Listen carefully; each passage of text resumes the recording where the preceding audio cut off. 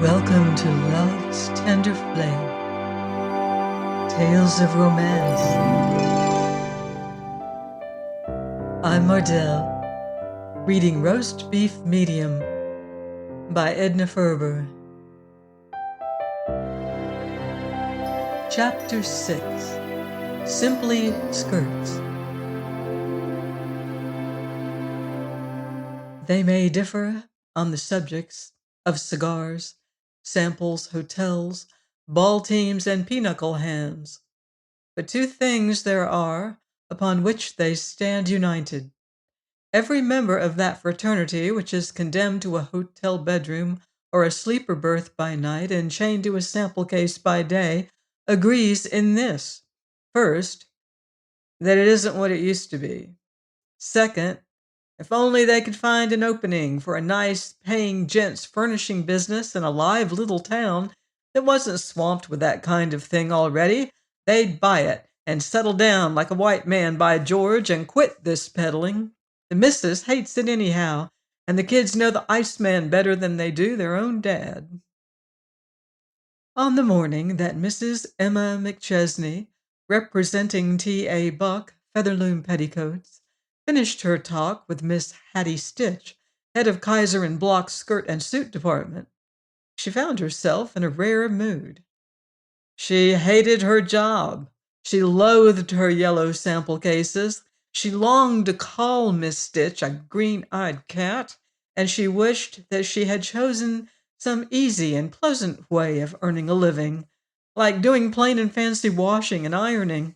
Emma McChesney had been selling Featherloom petticoats on the road for almost 10 years, and she was famed throughout her territory for her sane sunniness and her love of her work, which speaks badly for Miss Hattie Stitch. Miss Hattie Stitch hated Emma McChesney with all the hate that a flat-chested, thin-haired woman has for one who can wear a large 36 without 1 inch of alteration and a hat that turns sharply away from the face. For 46 weeks in the year, Miss Stitch existed in Kaiser and Block's store at River Falls.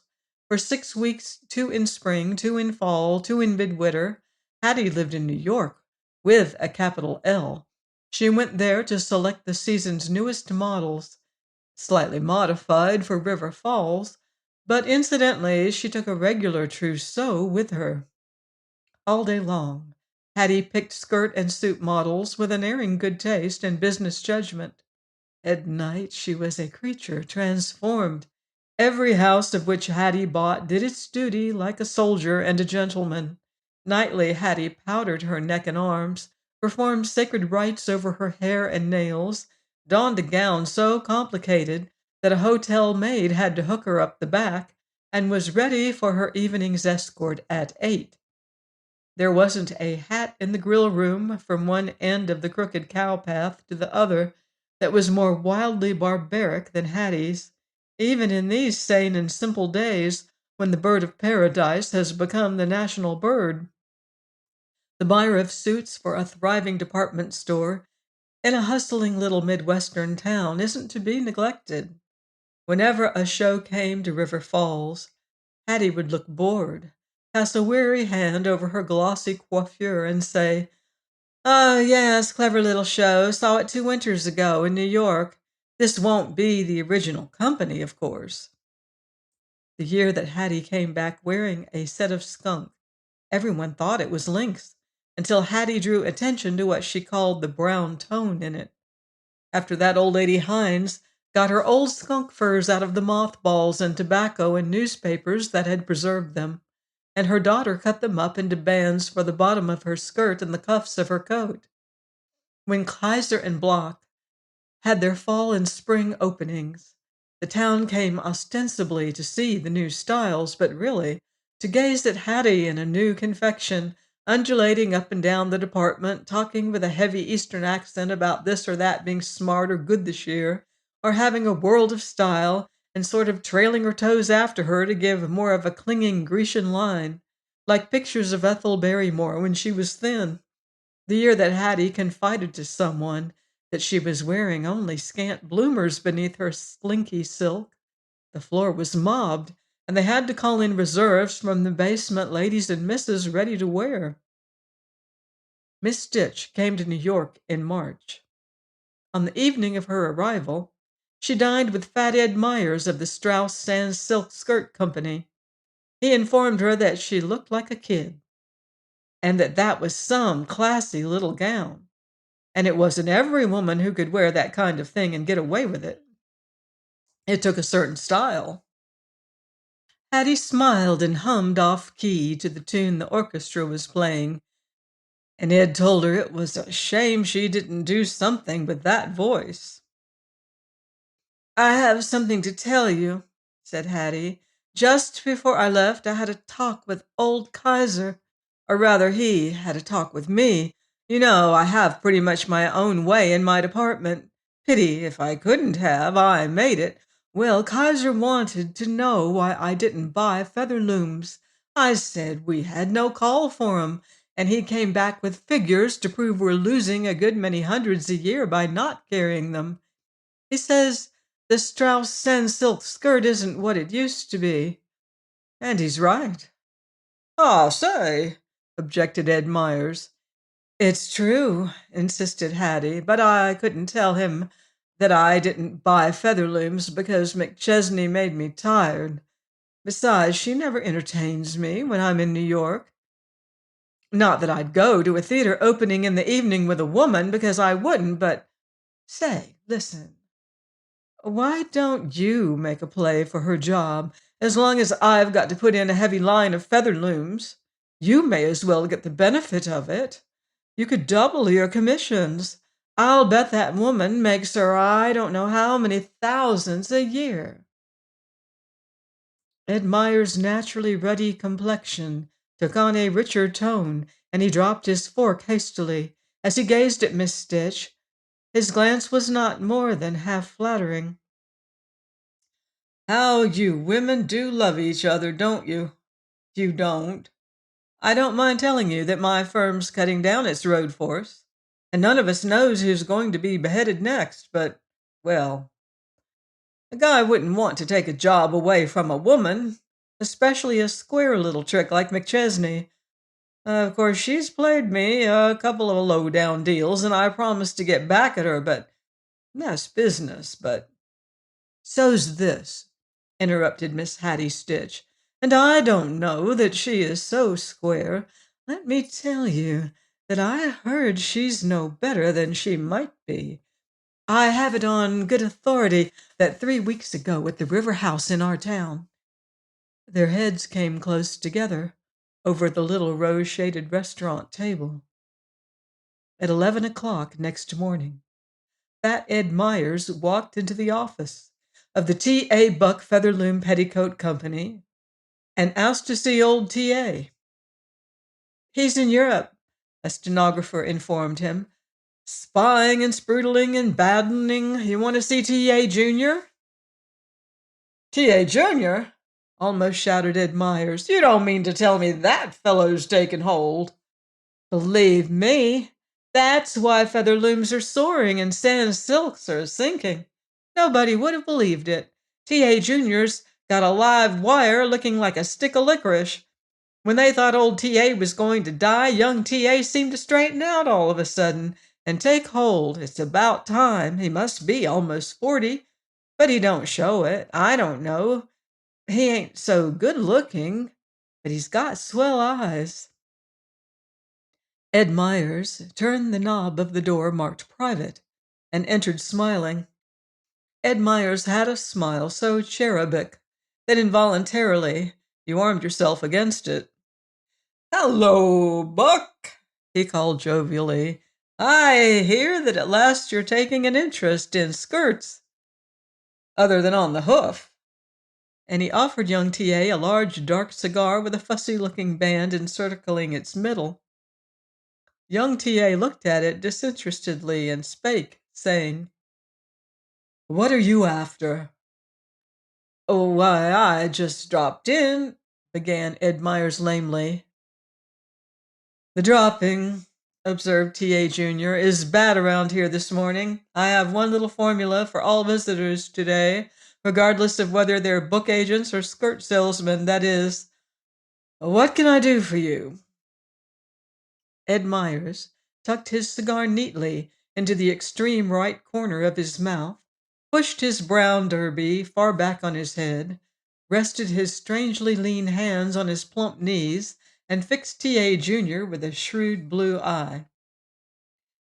"That suits me fine," he agreed. "I never was one to beat around the bush. Look here. I know skirts from the drawstring to the ruffle. It's a woman's garment, but a man's line. There's 50 reasons why a woman can't handle it. Like a man, for one thing, the packing cases weigh 25 pounds each, and she's as dependent on a packer and a porter as a baby on its mother. Another is that if a man has to get up and make a train at 4 a.m., he don't require 25 minutes to fasten down 3 sets of garters and braid his hair and hook his waist up the back and miss his train, and he don't have neuralgic headaches. Then the head of a skirt department in a store is a woman, 10 times out of 10.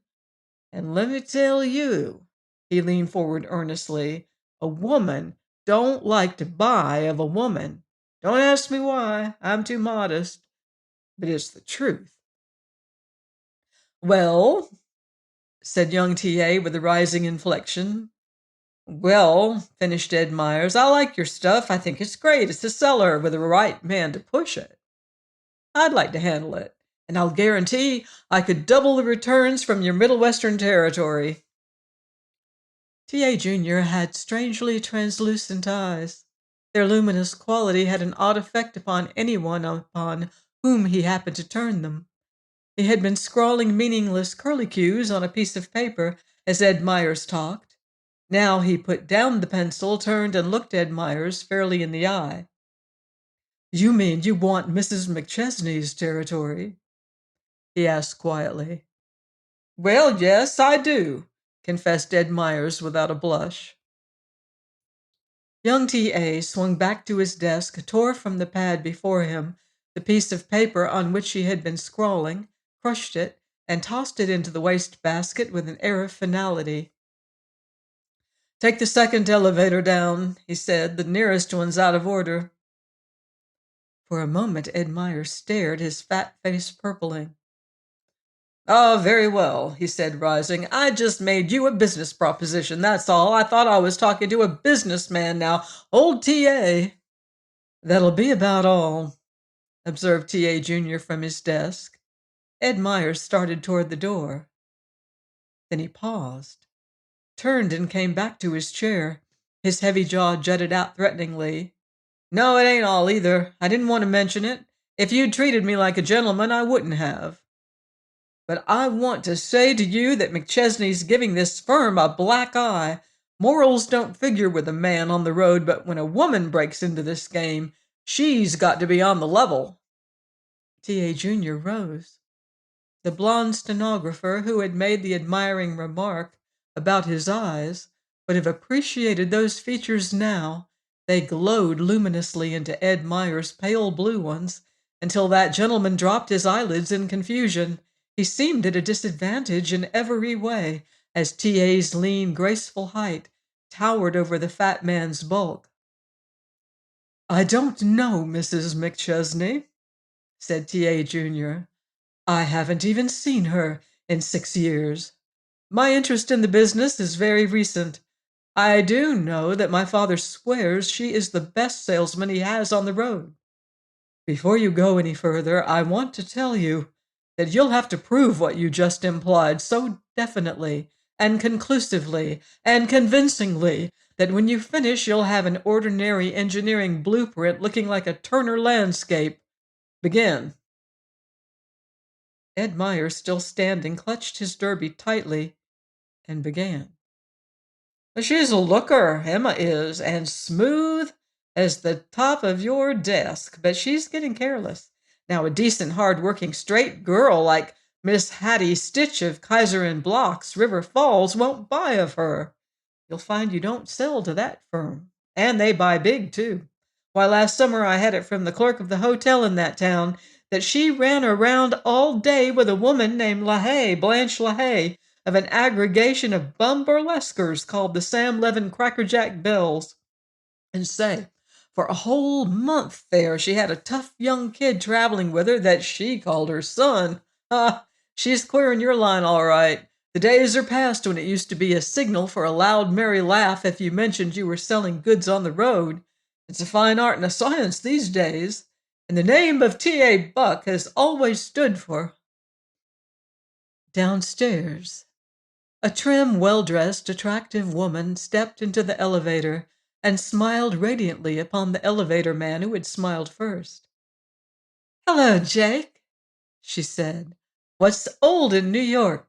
I haven't been here in 3 months. It's good to be back." "Seems grand to see you, Miss McChesney," returned Jake. "Well, nothing much stirring.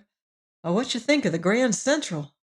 I understand they're going to have a contrivance, so you can stand on a mat in the waiting room and wish yourself down to the track and train that you're leaving on. The Giants have picked a bunch of shines this season. T.A. Jr.'s got a new 60 power auto. Genevieve, that yellow-headed steno, was married last month to Henry, the shipping clerk. My wife presented me with twin girls Monday." "Well, thank you, Mrs. McChesney. I guess that'll help some." Emma McChesney swung down the hall and into the big bright office. She paused at the head bookkeeper's desk. The head bookkeeper was a woman. Old man Buck had learned something about the faithfulness of women employees. The head bookkeeper looked up and said some convincing things. "Thanks," said Emma in return. "It's mighty good to be here. Is it true that skirts are going to be full in the back? How's business? T.A. in?" "Young T.A. is, but I think he's busy just now. You know, T.A. Senior isn't back yet. He had a tight squeeze, I guess. Everybody's talking about the way young T.A. took hold.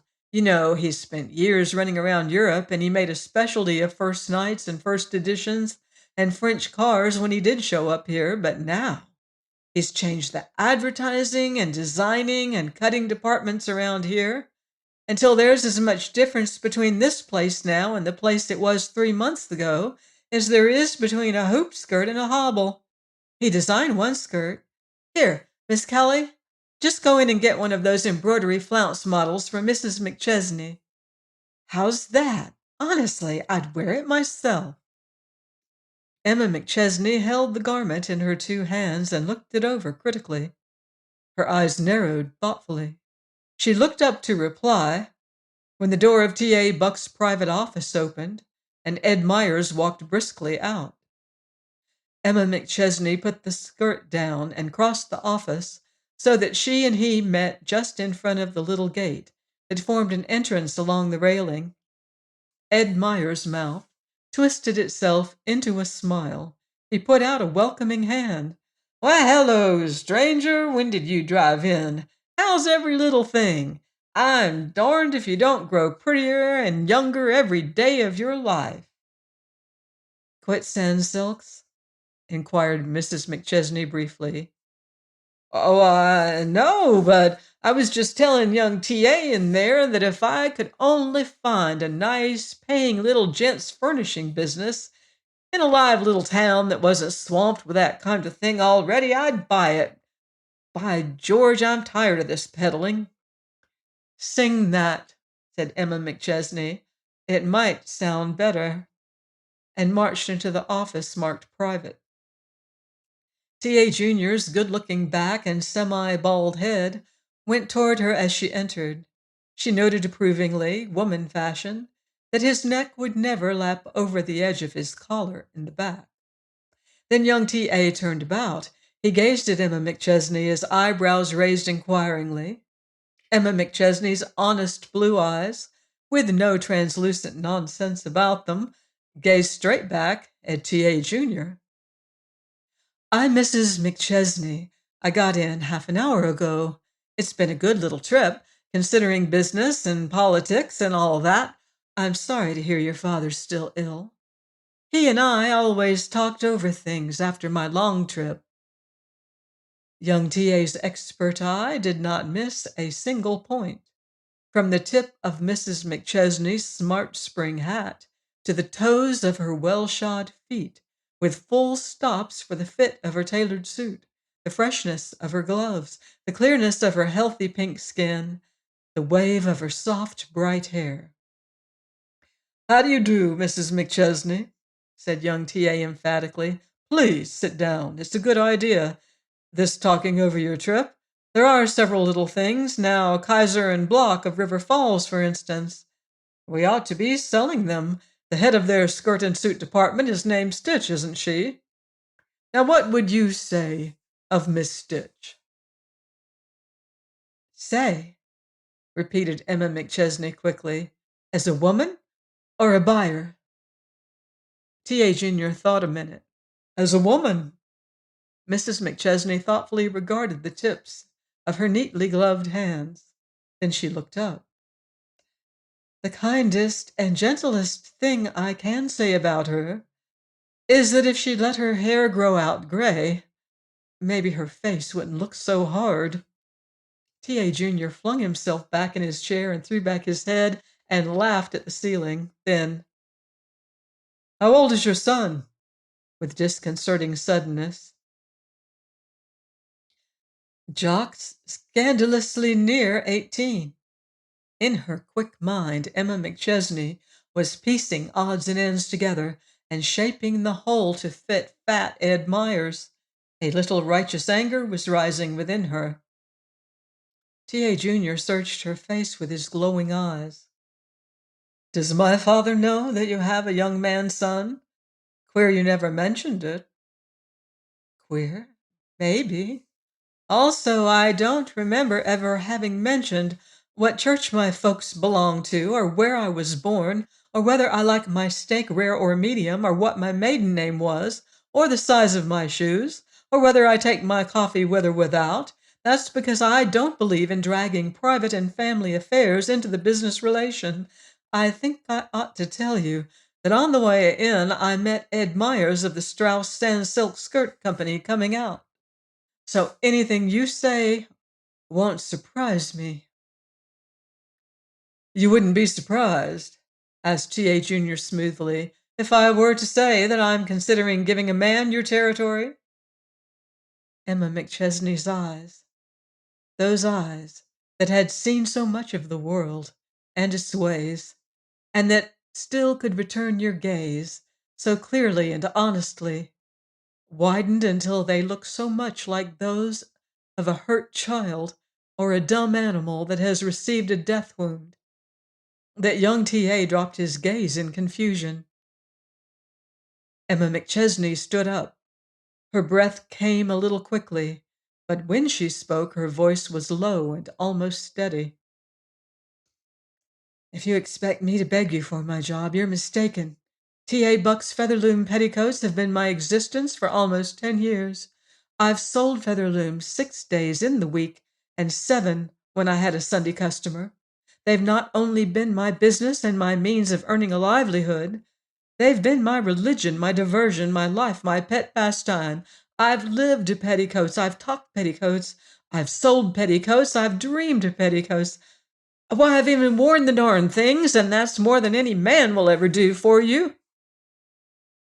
Young T.A. rose. He laughed a little laugh of sheer admiration. Admiration shone, too, in those eyes of his, which so many women found irresistible. He took a step forward and laid one well-shaped hand on Emma McChesney's arm. She did not shrink, so he let his hand slip down the neat blue serge sleeve until it reached her snugly gloved hand. "You're all right," he said. His voice was very low and there was a new note in it. "Listen, girlie, I've just bought a new 60-power machine. Have dinner with me tonight, will you? And we'll take a run out in the country somewhere. It's warm, even for March. I'll bring along a fur coat for you, Mrs. McChesney stood thoughtfully regarding the hand that covered her own. The blue of her eyes and the pink of her cheeks were a marvel to behold. "It's a shame," she began slowly, "that You're not 25 years younger, so that your father could give you the licking you deserve when he comes home. I shouldn't be surprised if he'd do it anyway. The Lord preserve me from these deep, quiet devils with temperamental hands and luminous eyes. Give me one of the bull-necked, red-faced, hoarse-voiced, fresh kind every time. You know what they're going to say, at least, and you're prepared for them. If I were to tell you how the hand you're holding is tingling to box your ears, you'd marvel that any human being could have that much repression and live. I've heard of this kind of thing, but I didn't know it happened off the stage and outside of novels. Let's get down to cases. If I let you make love to me, I keep my job. Is that it? Why, no. Well, to tell the truth, I was only. Don't embarrass yourself. I just want to tell you that before I'd accept your auto ride, I'd open a little fancy art goods and needlework store in Menominee, Michigan, and get out the newest things in hardanger and work in Egyptian embroidery. And that's my notion of zero in occupation. Besides, no plain everyday working woman could enjoy herself in your car because her conscience wouldn't let her. She'd be thinking all the time of how she was depriving some poor hard-working chorus girl of her legitimate pastime, and that would spoil everything. The elevator man told me that you had a new motor car, but the news didn't interest me half as much as that of his having new twin girls. Anything with $5,000 can have a 60-power machine, but only an elevator man on $8 a week can afford the luxury of twins. My dear Mrs. McChesney. Don't, said Emma McChesney sharply. I couldn't stand much more. I joke, you know, when other women cry. It isn't so wearing. She turned abruptly and walked toward the door. T.A. Jr. overtook her in 3 long strides and placed himself directly before her. My cue, said Emma McChesney with a weary brightness, to say, let me pass, sir. Please don't, pleaded T.A. Jr. I'll remember this the rest of my life. I thought I was a statue of modern business methods, but after today I'm going to ask the office boy to help me run this thing, if I could only think of some special way to apologize to you. Oh, it's all right, said Emma McChesney indifferently. But it isn't, you don't understand. That human jellyfish of a Myers said some things, and I thought I'd be clever and prove them. I can't ask your pardon, there aren't words enough in the language.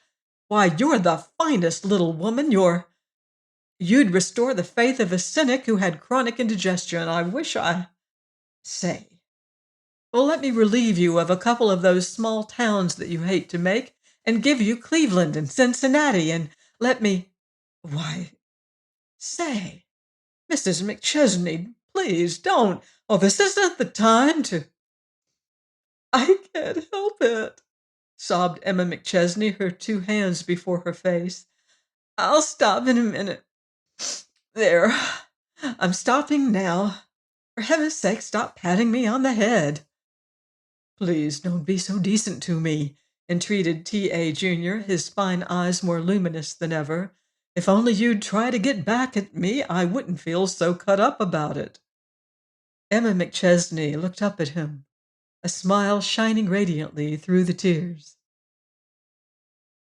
Very well, I'll do it. Just before I came in, they showed me that new embroidery flounced model you just designed. Maybe you don't know it, but women only wear 1 limp petticoat nowadays, and button shoes. The eyelets in that embroidery are just big enough to catch on the top button of a woman's shoe and tear and trip her. I ought to have let you make up a couple of million of them and then watch them come back on your hands. I was going to tell you anyway, for T.A. Senior's sake. Now, I'm doing it for your own. For, began T.A. Jr. excitedly, and found himself addressing the backs of the letters on the door marked private, as it slammed after the trim, erect figure in blue. Join me next week on Love's Tender Flame for more romance in Roast Beef Medium by Edna Ferber. Until then, love deeply and live beautifully.